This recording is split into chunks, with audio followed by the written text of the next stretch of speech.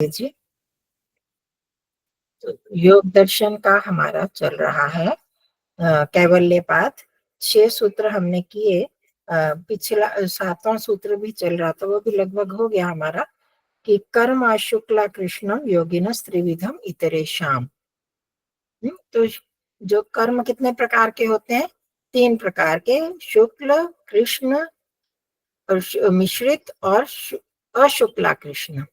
मतलब 3 तो मुख्य हो गए जिसमें हम लोग जो है सामान्य लोग करते हैं, और जो चौथे प्रकार है अशुक्ला कृष्ण, वो सिर्फ योगी लोग ही कर पाते हैं। वो उच्च स्थिति के कर्म है जिनकी चरम देह है, जिन्होंने अब लास्ट उनका जन्म है, कहने का मतलब कि इसके बाद उनका मुक्ति हो जानी है। तो इस प्रकार के कर्म सिर्फ उच्चतम स्थिति वाले व्यक्ति यानी योगी ही कर पाते हैं। बाकी जो है शुक्ल कृष्ण और मिश्रित कर्म, और उसमें हमने बात की थी कि शुक्ल कर्म उनके हैं जो तपस स्वाध्याय ध्यान वताम। तो ये तप करने वाले, स्वाध्याय करने वाले और ध्यान जो करने वाले हैं, ये जो 3 कर्म है ये ही शुक्ल कर्म में आते हैं। आंतरिक आपको बात हुई थी कि मानसिक जो कर्म होते हैं, मानसिक अच्छे कर्म केवल वही शुक्ल कर्मों में आते हैं, जिनमें हम बाह्य साधनों का प्रयोग करते हैं। जिन भी कर्मों में, चाहे वो अच्छे भी हों, मैंने उदाहरण दिया था कि कोई दर्शन मौन कर रहा है, अदृश्य रह रहा है, पर मौन है उसका, पर उसकी सहायता के लिए भी दूसरे लोग उसकी सहायता करते हैं, तो इसलिए उसको उसका ऋण लेना पड़ता है। किसी ने उसके भोजन की व्यवस्था की, किसी दूध की व्यवस्था की, सफाई की व्यवस्था की, कपड़ों की व्यवस्था की, तो अब इसने दूसरों का एहसान लिया ना, दूसरों का ऋण लेना पड़ा। तो एक तो वो दूसरों का अनुग्रह करना पड़ता है, इससे दूसरे को पीड़ा भी होती है। चाहे मैं दूसरे की सेवा कर रही हूँ या कोई मेरी सेवा कर रहा है, वो तो महसूस नहीं करते, वो लगता है कि उनको लगता है कि ये इसमें हमारा पुण्य है, हमें पुण्य की प्राप्ति होगी, परंतु उनके अपनी दिनचर्या में कुछ बाधा तो पहुंचती है। मैं आपको उदाहरण दूं, हमारे यहाँ धौलास में यहाँ पर देहरादून में है स्वामी चित्तेश्वरानंद जी का जो साधना आश्रम, साधना तपस्थली, वहां पर प्रज्ञा बहन करती थी। उन्होंने 9 साल तक का रखा दर्शन मान।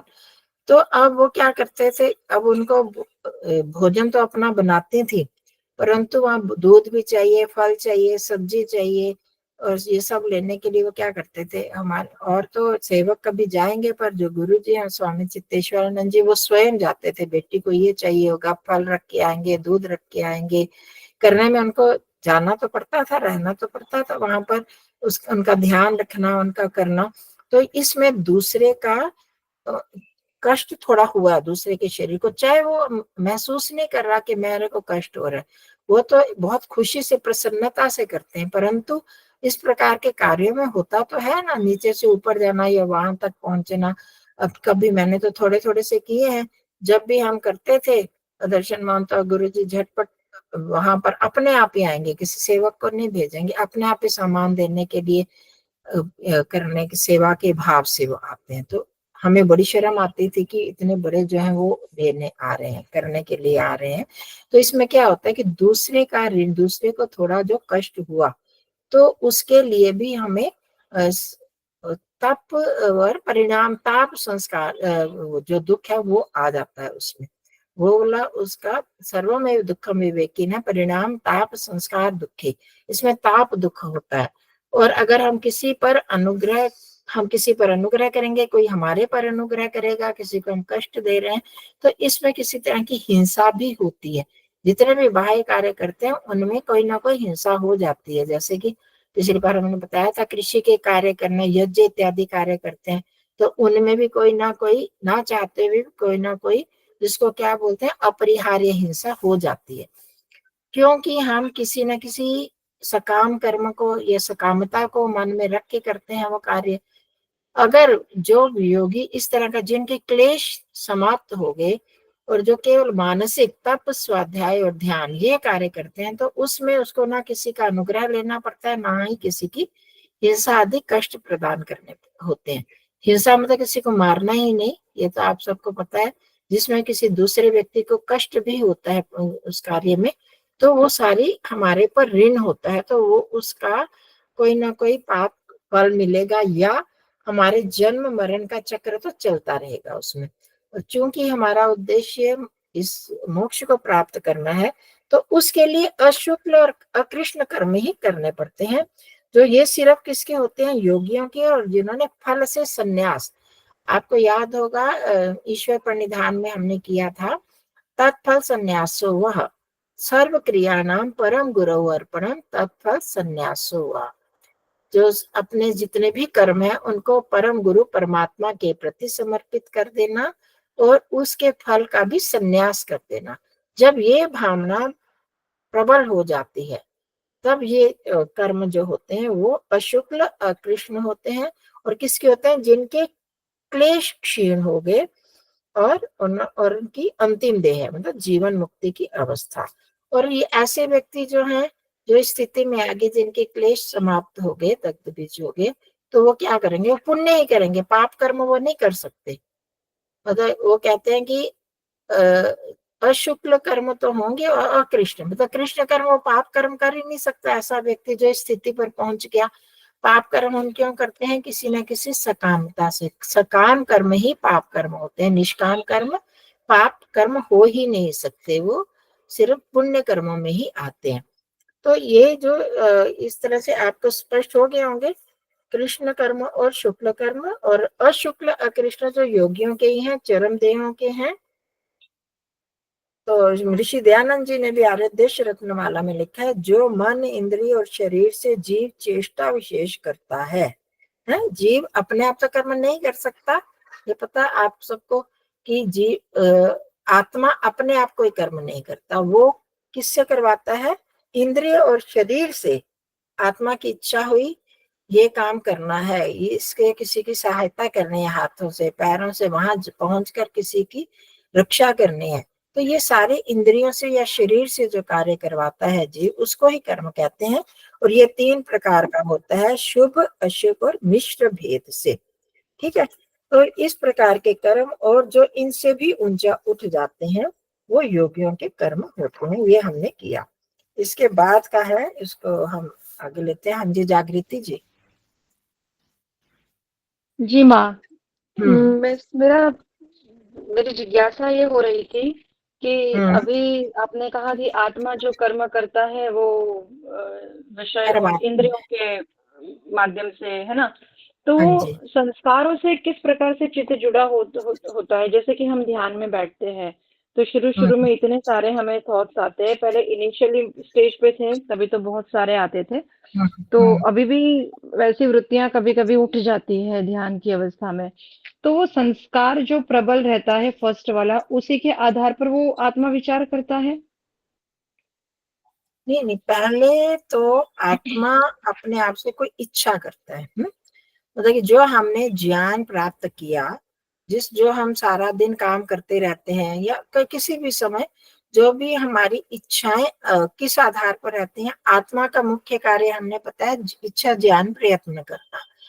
तो ये जो हमारी इंद्रियां, जो आप कह रहे हैं चित्त में भी जो विचार उठते हैं, संस्कारों की बात जो आप कर रहे हैं, वो भी हमारी आत्मा की इच्छा के अनुसार, जो रुचि होती है वैसे ही इच्छा होती है। एक मिनट, हमारे साथ का। हेलो।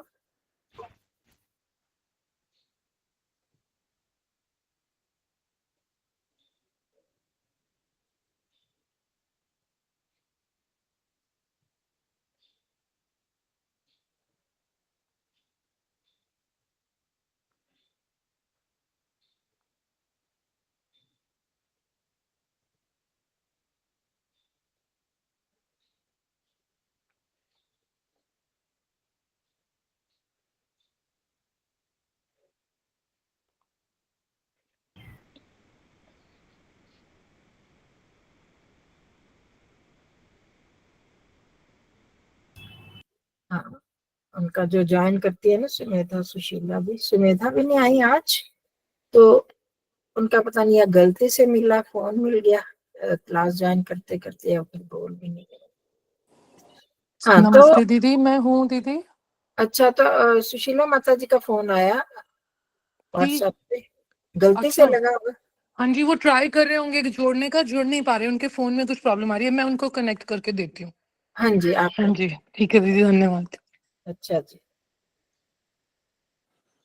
तो क्या प्रिय कंचन जी बोल रही हैं? हाँ जी, हाँ जी, अच्छा, मैं राज बोल रही हूँ, नमस्ते जी। हाँ जी, नमस्ते जी, नमस्ते जी। तो हाँ, तो जो हमारी इच्छा होती है, इच्छा हमारी किस आधार पर होती है? हमारी रुचि के आधार पर। रुचि किस आधार पर होती है? हमारे ज्ञान के आधार पर। है जागृति जी, इतना समझ रहे हैं आप? तो जी। अब जब हमारे इच्छा या रुचि के आधार पर आत्मा ही प्रायः आत्मा प्रेरित करती है और वो संस्कार एकदम जाग जाते हैं। जैसे मेरा बच्चे पर, आपका ऋषभ के प्रति एकदम कोई बात याद आ गई उसकी, है ना? उसके प्रति हमें पता नहीं चलता, इतनी जल्दी जल्दी क्रिया होती है कि हम समझ नहीं पाते हैं, परंतु वह कुछ अंदर से इच्छा हो कि उसके लिए ये करना था। वो जैसे ही आए तो वो विचार, उससे संबंधित विचार चलने लगते हैं हमारे चित्त पर। या इसी तरह से किसी के प्रति जो द्वेष की भावना अगर मानो कभी हुई, किसी ने हमारे साथ कभी कोई गलत व्यवहार किया या अच्छा व्यवहार किया, तो वो स्मृति तो हमारे अंदर पड़ी रहती है ना, चित्त पर वो संस्कार पड़े रहते हैं। तो आत्मा उस संस्कारों के आधार पर, उस संस्कृति स्मृति के आधार पर वो इच्छा एकदम उठा लेता है, वो उसके साथ, चित्त के साथ जुड़ जाता है। तो फिर वो संस्कार जो है जाग जाते हैं, और फिर उसके साथ जितनी जितनी हमारी श्रृंखला एक कड़ी जुड़ी होती है, तो वो संस्कार चलने लगते हैं। तो तभी जब हम के ध्यान में के अनेक बार कहते हैं कि सावधान रहना है, देखें कि मन कहाँ पर गया, चित्त कहाँ पर है, उस समय कौन से विचार उठे हुए हैं। जैसे ही हम वहां पर जाते हैं, हमें पता चलता है, तो हमें एकदम रोकते हैं कि मैं क्या कर रही हूँ, मैंने तो अभी ईश्वर का चिंतन करना था, आत्मा का चिंतन करना था, और मैं ये क्या सोच रही हूँ, कहाँ पर गया। तो हम उस समय ही मन को हटा लेते हैं। अब जैसे अब मतलब जो हम साधारणतः जो भी क्रिया करते हैं, शुरू में ही आप देखिए, हम जब शरीर को देखने की क्रिया करते हैं ना, तो उसमें इच्छा ही सबसे ज्यादा रहती है। कि कई बार तो मैं देती हूँ पूरा निर्देश, और कई बार कहती हूँ कि अपने आप करिए, चेहरे को देखना है, उस सिर से लेकर ठोड़ी तक अपने अंगों को देखिए। अब उस समय आपकी इच्छा अंदर से होती है कि पहले मैंने आंखें को अनुभव करना है, माथे को करना है, कान को, नासिका को करना है। तो आप उस इच्छा के अनुसार मन को, चित्त को वहां ले जाते हैं। और हमारे अंदर जो ज्ञान पड़ा है कि हमारी आंखें ऐसी हैं, कान ऐसे हैं, होंठ ऐसे हैं, तो वैसे वैसे बंद आंखों से ही हम उस अंग को अनुभव करते हैं। इसी तरह पूरे शरीर में पेट को अनुभव करना, अपने इसको पसलियों को अनुभव करना, ये सारे जो हम करते हैं। तो जब मेरे कहने से अगर मैं निर्देश देती हूँ कि इस अंग को करो, तब तो आप वो वही करते हो, उसमें भी आप वो समझते हो और फिर इच्छा के अनुसार करते हो। अगर आपकी इच्छा नहीं जागती, वो रुचि नहीं बन रही उस अंग को अनुभव करने की, किसी को लग रहा है क्या ये बेकार के काम करवाते रहते हैं, शरीर की अनुभूति, इसको करो, ये करो, तो आप देखोगे कि वो अनुभव नहीं कर पाते। इसी तरह हमारे सांसों को अनुभव करना है, अगर हमारी इच्छा नहीं होगी तो चित्त भी वहां पर नहीं जाएगा। और चित्त में जो अनुभूति हो रही है, जो हम कर रहे हैं मन से, जो अनुभव आत्मा कर रही है वो मन से करते हैं। ये तो हम बार बार इसको करते ही हैं, वो करते हैं हमारी। अभी आजकल मैंने बुद्धि का छोड़ा हुआ है, क्योंकि कुछ नए लोग भी थे, तो सिर्फ मन को ही ले रही हूँ। तो हमें हमारी बुद्धि में ये ज्ञान होता है कि हमारी आंखें ऐसी हैं, इधर है, हमें पहले से पता होता है। सांसों का मैंने बहुत बार करवाया आपको कि सांस में जब इस तरह की अनुभूति होती है, तो मतलब मेरे को बुद्धि में ज्ञान है कि ये सांस अंदर आ रही है, सांस बाहर जा रही है। अब ये सारे आपस में ऐसे जुड़े हुए हैं, आत्मा, मन, बुद्धि, चित्त, मन को ही हम चित्त कहेंगे, तो वो संस्कार भी साथ में जुड़े हुए हैं। हमें पता है, हमारे ज्ञान के आधार पर वो संस्कार हमारे अंदर बैठे हुए हैं, तो उनके अनुसार स्थूल चीजें भी, सूक्ष्म भी, वैसे वैसे संस्कार हमारे उठते हैं। आत्मा का बस इतना सा रोल है, इच्छा करना, रुचि जैसे ही हल्की सी भी होगी तो कनेक्शन जुड़ गया, है ना, उस इच्छा का कनेक्शन जुड़ गया चित्त के साथ, और वो फिर उसकी सारी क्रिया अपने आप होने लगती है। आत्मा अपने आप बस इतना ही करती है कि चित्त को उसके साथ जोड़ देती है, उस इच्छा को उठाकर। अब हम वहां पर दोबारा से विवेक के द्वारा, बुद्धि का विवेक उठाते हैं, अगर बुद्धि को साथ में जोड़ लेते हैं तो फिर वो वहां पर ही शांत हो जाता है कि नहीं, अभी नहीं ये काम करना है। फिर उसका प्रभाव आत्मा पर, आत्मा कहती है हाँ नहीं, ये आत्मा उस इच्छा को बंद कर देती है, ये विचार मैंने नहीं उठाना है, मैंने तो ईश्वर संबंधी विचार ही उठाना है जो हम अभी कर रहे हैं। तो फिर वो उस इच्छा से फिर चित्त वहीं पर चला जाता है। नहीं तो प्राय ऐसे होता है, और कभी कभी उसको हम आज करेंगे जो चीज अभी मैं बताने वाली हूँ। हाँ जी, तो यही सूत्र आ जा रहा है इससे संबंधित। हाँ जी, जागृति जी, इतना स्पष्ट हुआ? जी माँ, इतना तो स्पष्ट हुआ। अभी दूसरा प्रश्न इसमें से ही है कि जो आत्मा इच्छा करती है हम्म पहले, वो बहुत तेज रहती है ना, फास्ट हमें, क्योंकि हम तो ईश्वर का ही ध्यान करने बैठे हैं, रुचि तो हमें हाँ ईश्वर में जी, ही है। हाँ जी, लेकिन वो इतने सडनली आ जाते हैं ना, तो वो समझ में नहीं आता कि वो चित्त में जो संस्कार बैठा है उसका आ रहा है, या आत्मा स्वयं इच्छा कर रही है, या आत्मा चित्त के साथ जुड़ के वो संस्कार के साथ जुड़कर वो विचारों को उठा रही है। अब जो भी विचारों को उठा रही है, जब आत्मा ये कहती है कि नहीं मैं तो ईश्वर का ध्यान करने बैठा था, तो हम्म वो वहां से प्रत्याहार कर लेती है आत्मा कि वहां से मुझे हटना है।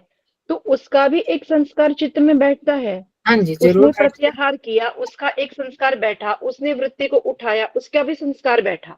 हाँ, उसका भी संस्कार बैठेगा। और जैसे जैसे हमारा ये संस्कार पक्का होता जाएगा कि इस समय मुझे ईश्वर का ही ध्यान करना है। आप कह रहे हैं ना, पहले बहुत संस्कार, बहुत ज्यादा वृत्तियां उठती थी, अब पहले की अपेक्षा कम हुई। क्यों, कैसे कम हो गई? इसी तरह से, क्योंकि आपने प्रत्याहार किया, आपने उसकी प्रतिपक्ष भावना की कि नहीं, मेरे को इस समय ये विचार नहीं उठाना, इससे ये हानि होने वाली है, मैं जो काम करने वाली हूँ उसमें मेरे को वो लाभ नहीं मिलेगा अगर मैं वो विचार उठाऊंगी। तो अगर हम वो विचार उठाते हैं तो उससे क्या होता है कि वो हमारे वोले विचार पक्के होते हैं सांसारिक। अगर उनको हम रोक देते हैं प्रत्याहार करके या प्रतिपक्ष भावना करके, तो ये संस्कार हावी होंगे, ये संस्कार बढ़ते जाएंगे, दूसरे फिर कम होते जाएंगे। ठीक है। जी माता जी, धन्यवाद।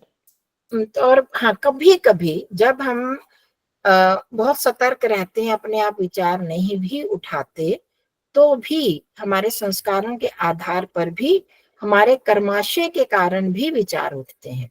वो हम इस सूत्र में अब पढ़ने लगे, 8वां सूत्र। बहुत महत्व, मैंने कहा था ना, बाद वाले जो सूत्र आएंगे वो महत्वपूर्ण है कैवल्यपाद के। ततस्तद विपाकानुगुणानाम एवं अभिव्यक्तिर वासनानाम। ततः इसको तोड़ के, ये पिछली बार लिख के भेजा था सूत्र, तो ततः तद विपाक अनुगुणानाम एवं अभिव्यक्ति वासना नाम। एक ही शब्द है ये पूरे सूत्र का, एक ही शब्द में ये सब आगे। ततः तद विपाक अनुगुणानाम एवं अभिव्यक्ति वासना नाम। क्या होता है? वासनाओं की अभिव्यक्ति होती है। किससे? ततः, जो पीछे हमने पढ़ा, शुक्ल, कृष्ण और मिश्रित कर्म, इन तीनों कर्मों के कारण, इस प्रकार के जो 3 प्रकार के कर्म करते हैं, उन कर्मों के विपाक, विपाक क्या होता है? फल। इन कर्मों का जो फल होता है उनके अनुसार, अनुगुणा नाम, उनके अनुसार ही वासना नाम, वासनाओं की अभिव्यक्ति होती है। ताकि हमने जो कर्म किए, है ना, आप हम सब जानते हैं कि हम अच्छा कर्म करें, बुरा कर्म करें, जैसा भी कर्म करते हैं, उन सब कर्मों का हमें फल मिलता है। तो अब उन कर्मों का फल भोगने के लिए हमारा चित्त भी तो वैसा ही होना चाहिए ना। अगर मैंने किसी के साथ गलत कर्म किया हुआ है और उसका फल के रूप में मुझे दुख मिलना है, और या सुख मिलना है, दुख सुख ही मुख्य रूप से मिलते हैं, तो उन कर्मों का फल भोगने के लिए हमें जाति, आयु, भोग वैसे ही मिलते हैं, ये हम सब जानते हैं। तो उन जाति आदि के अनुसार ही वासनाएं, कर्म फल का जो जो वासनाएं, हमारी वासना मतलब संस्कार को, सूक्ष्म जो संस्कार होते हैं वो उठने लगते हैं वैसे कर्म के अनुसार। मोटा उदाहरण लें आप, कि अगर हमारा घर में हमारे संबंध है आपस में, और एक व्यक्ति दुखी होता है, मतलब उसको बीमार है, घर में हमारा जो भी व्यक्ति बीमार है, हमारा उसके साथ जितना मोह होगा, राग के संस्कार अगर उठते हैं, जागते हैं, तो हमारा उतना ही दुख होता है। आप देखेंगे कि एक माँ को जितना बच्चे के रोग में या दुख होने में जितना दुखी माँ होती है, उतने दूसरे तो नहीं होते ना। कुछ कई बार पिता को भी ऐसा मोह होता है कि वो ज्यादा दुखी होने लगता है। माँ में अगर ज्ञान है, वो गंभीर है, उसको संस्कार इस प्रकार के हैं ज्ञान के, तो वो अपने उस मोह को, राग को दबा देती है। वो उस अविद्या को दूर करके विद्या के संस्कार उबार लेते हैं कि ये तो सबके शरीर का, ये तो धर्म है, रोग है, अब इसके कर्मों का इस तरह से फल है, या उसने ये गलत कर्म किया है तो उसका उसको फल मिल रहा है। तो जब इस प्रकार का ज्ञान कर लेती है तो वही दुख उसका कम हो जाता है। ठीक है। और अगर यही तीसरा व्यक्ति जो उसके पड़ोस में रहता है, उसको दुख नहीं होगा इतना, वो सिर्फ ऊपर ऊपर का पूछेंगे, क्योंकि वो राग के संस्कार उसके कम है उसके प्रति। जैसे ही अब क्या हुआ कि ये जो दुख रूपी फल भोगना है ना, कर्म का, कर्म तद विपाक अनुगुणा नाम, जो दुख रूपी भोग हमें भोगने का समय है, तो वो उस प्रकार के राग के संस्कार जाग जाएंगे, द्वेष के संस्कार जाग जाते हैं, और व्यक्ति दुखी होने लगता है। या किसी के पास जो है बहुत धन आया, तो हमारे राग के उसको हम अपना समझने लगते हैं, तो बहुत अधिक सुख लेने लगते हैं।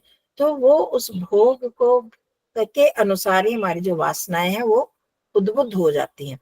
बहुत बार ऐसे होता है कि हमारा किसी के प्रति ज्यादा प्रेम नहीं होता, फिर भी कभी दुख होता है, तो हम ऐसे अंदर से वो भावना जाग जाती है उसके प्रति, ऐसे संस्कार जाग जाते हैं कि कभी लोभ के भी संस्कार अगर जाग जाते हैं तो उससे हम बहुत दुखी होने लगते हैं। कभी ईर्ष्या के, दूसरे की उन्नति देखते हैं तो ईर्ष्या के कारण, बिना कारण से ही हम दुखी होने लगते हैं, वो संस्कार जाग जाता है। तो अब ये कर्मों के, अभी आप जैसे प्रश्न कर रहे थे, तो बहुत बार तो हम अपने आप संस्कारों को उठाते हैं इच्छा पूर्वक। जब हमने देखा, अपना सारा निरीक्षण कर लिया सूक्ष्मता से कि मैंने इच्छा ही नहीं की, इस प्रकार की कोई इच्छा नहीं की, कि ये कहाँ से स्मृति उठ गई, और वो पुरानी स्मृति उठ के हमको ऐसा दुख दे रही है, उससे हम दुखी हो रहे हैं। या किसी व्यक्ति को हमने कभी याद ही नहीं किया, और ऐसा एकदम याद आ जाता है कि वो दुख नया हो जाता है, या सुख मिलने लगता है उसके, एकदम खुशी होने लगती है, या एकदम दुख जाग जाता है। तो ये कर्मों के फल के अनुरूप भी, अनुसार भी परमात्मा की व्यवस्था से उस प्रकार के संस्कार जो जागृत होने लगते हैं। ठीक है। तब कर्म विपाकम अनुशेरते तासा में अभिव्यक्ति, वो उस कर्म के पीछे पीछे वो चलती रहती हैं वासनाएं, और फिर उनकी अभिव्यक्ति वो जाग जाती हैं। तो न ये दैवम कर्म विपच्य मानव नारक,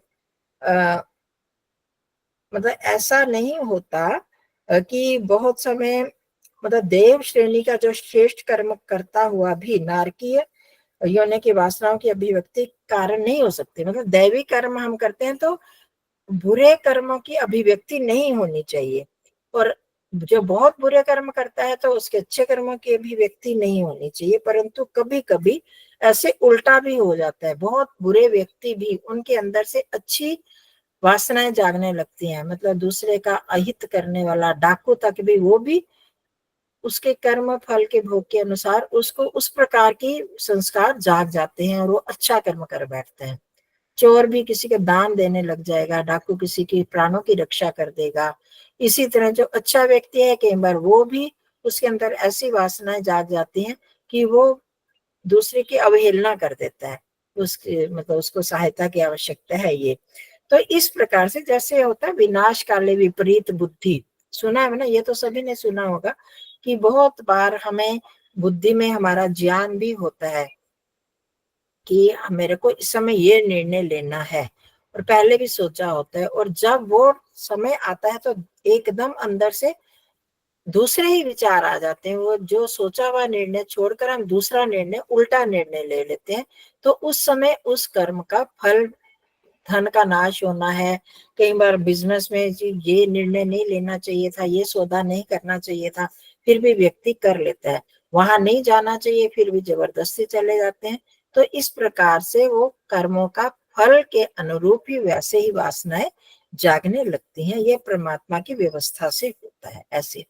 ये तो प्राय जो है हम उठाते हैं बहुत बार, जब हमने अपने उन संस्कारों को क्षीण भी कर लिया, बहुत तनु भी कर लिया, फिर भी उठते हैं वो संस्कार, तो हमारे कुछ कर्मों के कारण परमात्मा की व्यवस्था से भी, क्योंकि हमारे चित्त में तो बैठे ही होते हैं संस्कार, वो वहां से कुरेद कुरेद कर वो निकलने लगते हैं, ऐसा भी होता है। ठीक है। हाँ जी। तो बहन जी हुआ कर्म के अनुरूप फल और फल के अनुरूप संस्कार बराबर वासना हुई। हाँ, ये फिर हाँ। जो हमारे कर्म जो हम कर्म करते हैं उन कर्मों के अनुरूप तो हमारे संस्कार बनते ही हैं, संस्कारों के अनुरूप वासनाएं बनती हैं, वो वैसे बैठ जाती हैं। संस्कार थोड़े उभरे हुए, वासनाएं उनसे सूक्ष्म हो गई, फिर उनके अनुसार फिर हम कर्म करते हैं। ये तो एक चक्र है ही। ये तो वासना संस्कार कर्म फिर अनुभूति, जैसे हम कर्म होते हैं और जैसा फिर फल मिलता है उसके अनुभव हमें जैसे होते हैं उसके अनुसार फिर हम, अच्छा अनुभव होता है दोबारा हम वो कर्म करते हैं। किसी ने शेयर्स खरीदे, उसका किया, उसको लाभ मिला, वो दोबारा से फिर वही करेगा, संस्कार बैठ जाएगा, उसको लाभ मिल रहा है वो करता जाएगा, जिसको हानि होगी नहीं जी अब नहीं करना दोबारा। तो वो फिर उसकी तरह से एक कर्म और वासनाओं का चक्र चलता है। परंतु जो यहाँ पर ये बताया, हम अपने आप प्रयास से करते हैं, पर कई बार हम जो चाहते हैं वैसा ना करके उससे उल्टा कर लेते हैं। वो परमात्मा की व्यवस्था से हमारे कर्मों का भोग भुगवाने के लिए होता है, वैसे हो जाते हैं। ठीक है। उल्टा मतलब माता जी? हाँ जी, क्या? अभी आपने कहा ना उल्टा होता है वो, हाँ, मतलब फिर से हम अपने आप इच्छा करते हैं वो कर्म करते हैं, और परंतु कई बार हम जो चाहते हैं कि मैं हमेशा मैं अच्छा कर्म करती हूँ, इसी रास्ते से जाती हूँ, दाईं ओर मुड़ के ही एक रास्ता है वहां से ही जाती हूँ, उस दिन पता नहीं कोई ऐसा कर्म का फल हो सकता है कि मुझे बाएं रास्ते से दिमाग में वहां जाते जाते नहीं इधर से चलना है, वैसे संस्कार जाग जाता है ये भी तो रास्ता है, वहां से चल पड़े कई बार।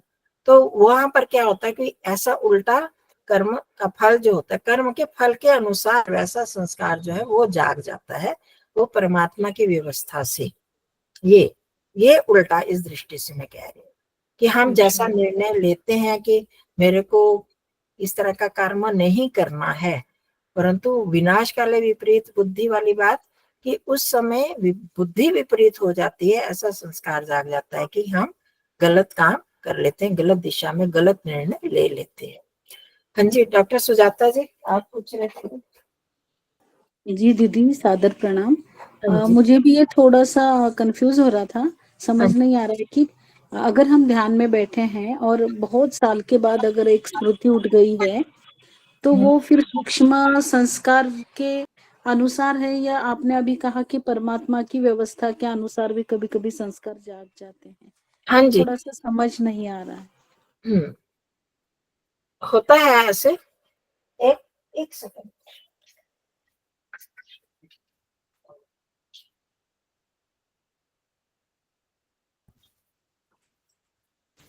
हाँ जी, बहुत सालों से हमने किसी को याद नहीं किया, कुछ नहीं किया, परंतु अचानक जो ऐसे स्मृति उठ जाती है वो परमात्मा की व्यवस्था से होती है।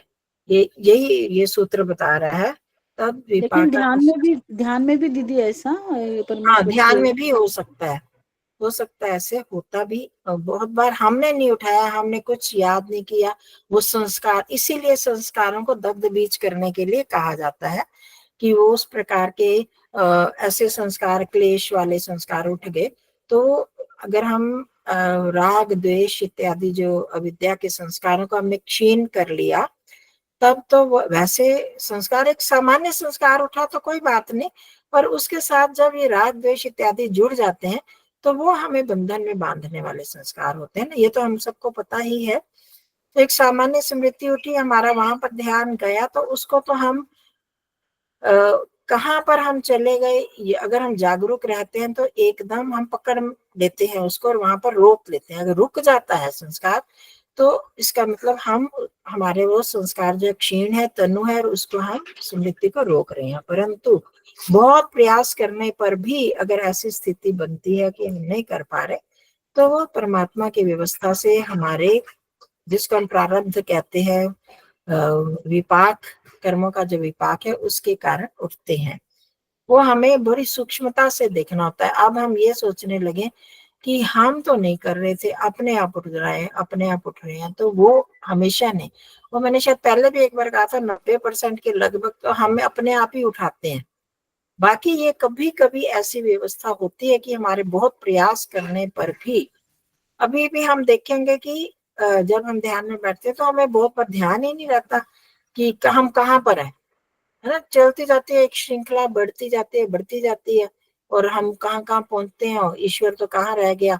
और प्राय बहुत लोगों को मैं कहती हूँ, जब संध्या कर रहे हैं तो शर्मा देवी की है, नमः शंभव आये तक पहुंच गए, गायत्री की मालाएं 10-10, 15-15 कर ली, और एक माला, एक भी मंत्र में क्या हमारा मन लगा, हमें पता चला कि हमने ईश्वर से कुछ बात की, कि या सीधा सीधा ही हम बोलते जाते हैं। तो हम पता नहीं, मन तो चल ही रहा होता है ना, मन तो तब भी कुछ ना कुछ विचार कर रहा होता है।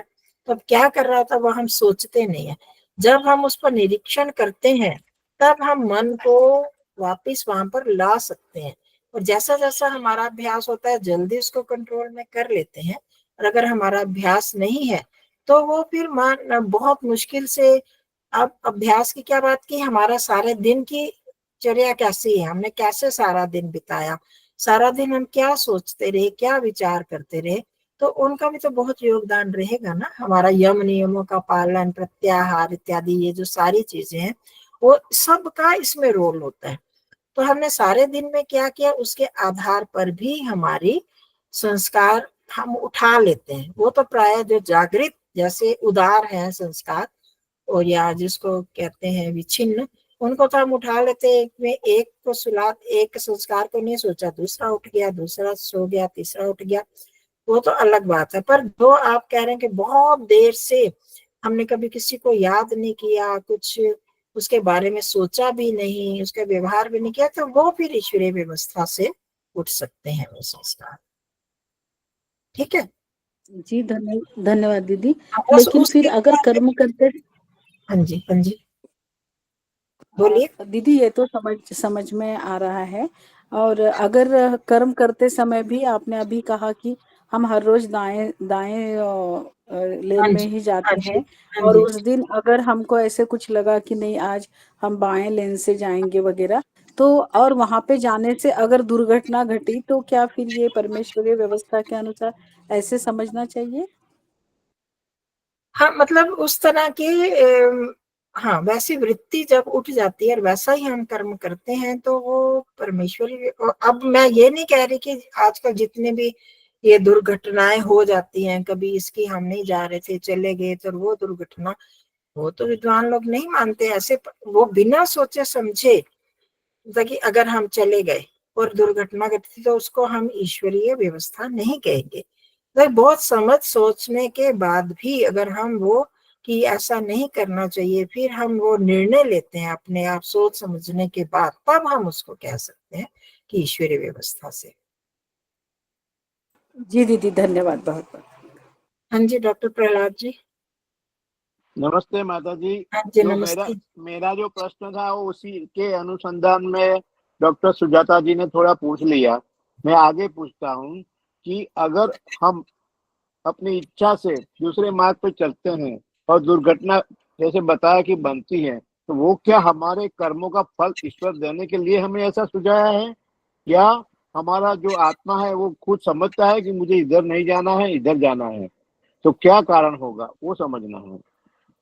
देखो, इस तरह की जो दूसरे के द्वारा दुर्घटनाएं होती हैं, दूसरे व्यक्तियों के द्वारा, उसमें तो हम नहीं कह सकते, क्योंकि किसी ने एक्सीडेंट कर दिया, कोई इस तरह से दुर्घटना करी, वो तो दूसरे व्यक्ति की असावधानी से, अगर असावधानी से होती है, तो हम उसको ईश्वरीय व्यवस्था तो नहीं कहेंगे।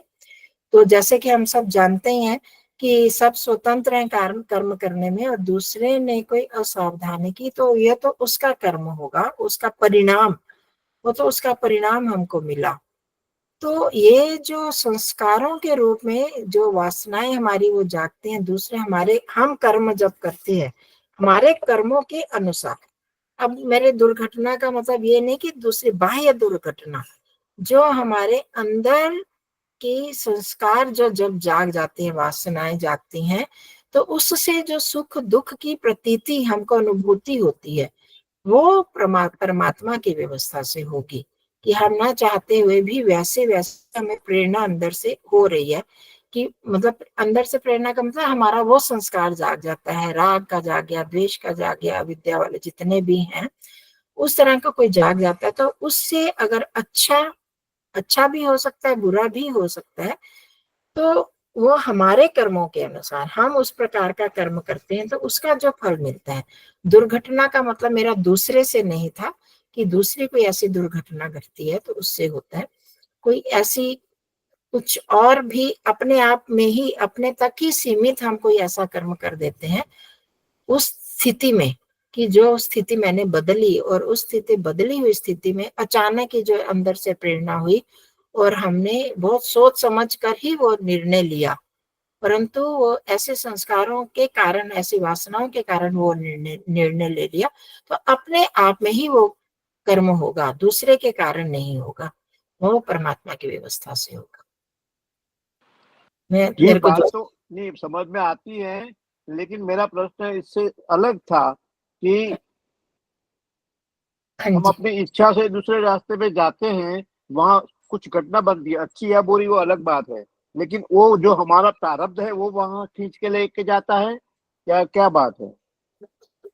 नहीं ऐसा तो नहीं कि हाँ प्रारब्ध वहां खींच के ले जाता, या जो भी हमारे कर्म का फल मिलना होता है हो सकता है कि वो वहीं पर संभव है, उस स्थान पर ही संभव है, तो वो हमारे उसके कारण ही, जैसा कि ये सूत्र बता रहा है, ततस्तद विपाकानुगुणानाम, उस विपाक फल कर्म के, जो हमने कभी कर्म किया उस कर्म का जो फल है उसके अनुसार ही वो वासना वो संस्कार जागता है और वैसा हम कर्म करते हैं, वो हमारे उसके अनुसार ही, कर्म के अनुसार ही होगा, प्रारब्ध ही जिसको कहोगे आप, कर्म का फल।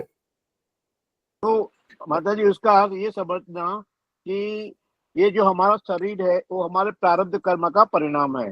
हाँ जी, ये तो तो पक्की जो बात। वो प्रारब्ध कर्म का जो परिणाम है उसमें कोई फल बाकी है, तो उसके लिए जो ईश्वर हमको उस रास्ते पे प्रेरित करते हैं कुछ। हाँ, ये जो शरीर है, एक तो आप कहेंगे तो ये प्रारब्ध का परिणाम नहीं है, फल है, हमारे कर्म का, पिछले कर्मों का फल फल, है, हाँ जो फल हमें फल हाँ फल। मूल रूप में जो मिला, जन्म के समय जो मिला, वो जाति आयु भोग के हिसाब से, जाति शरीर हुआ ना जो जन्म के समय मिला, हाँ उसके बाद हमने कुछ शरीर पर बहुत अत्याचार किए हैं, लेकिन जरूरत से ज्यादा काम कर लिया, शरीर से अधिक, वो तो आप जानते हैं, डॉक्टर हैं, उसका ठीक तरह से उपयोग नहीं किया तो अब शरीर वैसा बन गया।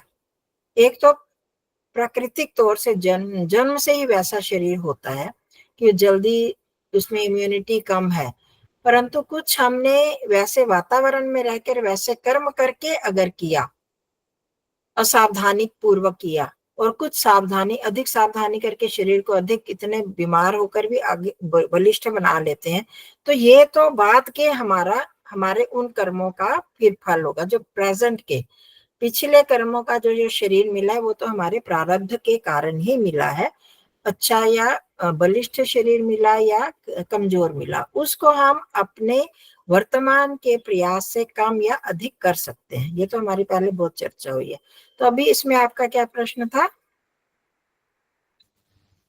कि जो प्रारब्ध कर्म हमारा छूट गया है, जब जाति आयु भोग दे दिया, फिर प्रारब्ध कर्म छूट गया, वो पूरा करने के लिए हम ऐसा करते हैं, उधर उस रास्ते से चलते हैं कि क्या समझना है? हाँ नहीं देखो, कुछ हाँ कुछ अभी के कर्म, पिछले कर्म, सारे कर्म तो एक कर्मों का फल एकदम तो नहीं मिल जाता ना, तो बीच बीच में जो सुप्त पड़े हुए हैं कर्मों उनका जो फल अगर मिलना है तो उसके लिए ये वैसे वैसे संस्कार, जो क्या होता है कि जो हम प्रायः जो काम करते हैं, जो मेरा डिसीजन होता है हमेशा उससे एकदम उल्टा हो जाता है, आपने जो आपका स्वभाव है उससे एकदम उल्टा स्वभाव हो गया उस समय, तो वो उसको हम प्रारब्ध से में कहेंगे। हम प्राय गलती आज कर देती हूँ, गलती कल फिर करती हूँ, फिर परसों नहीं करती, ऐसे अगर मेरा स्वभाव है तब उसको तो हम प्रारब्ध से नहीं कहेंगे, उसको तो मैं अपना वर्तमान में अपनी गलती से कर रही हूँ।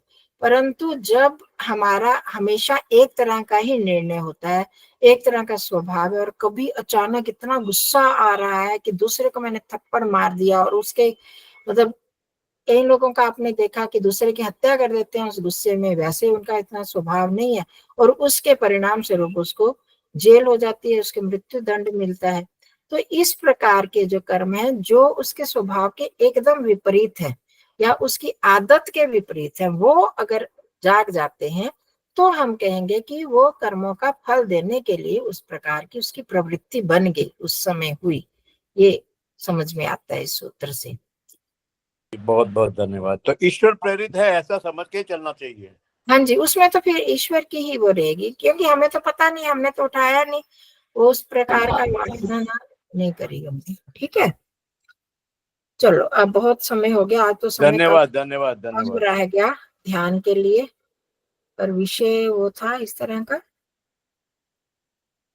तो समय कम रहा हमारा, तो जल्दी से हम करते हैं थोड़ा थोड़ा। सा ज्यादा कर लेंगे ना माँ, 6 बजे तक कर लेते हैं, जिनको हाँ जाना है वो निकल सकते हैं फिर। हाँ, जिनकी कक्षा, कितने लोगों की क्लास है इसके बाद? जी, 2-3 की हो तो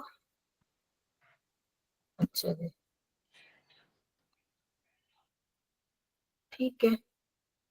तो आप लोग कर सकते हैं, मैं पहले का वो शरीर का अनुभव वगैरह उसको कम करते हैं थोड़ा सा ही करके, तो ध्यान का कर लेते। 3 लोग हैं जिनकी है कक्षा, तो कर ले हम ध्यान अधिक। जी माँ, आप 6 बजे तक कर लीजिए, अच्छा, समय बहुत कम मिलता है फिर। ठीक है जी। तो ध्यान के लिए तैयार होंगे।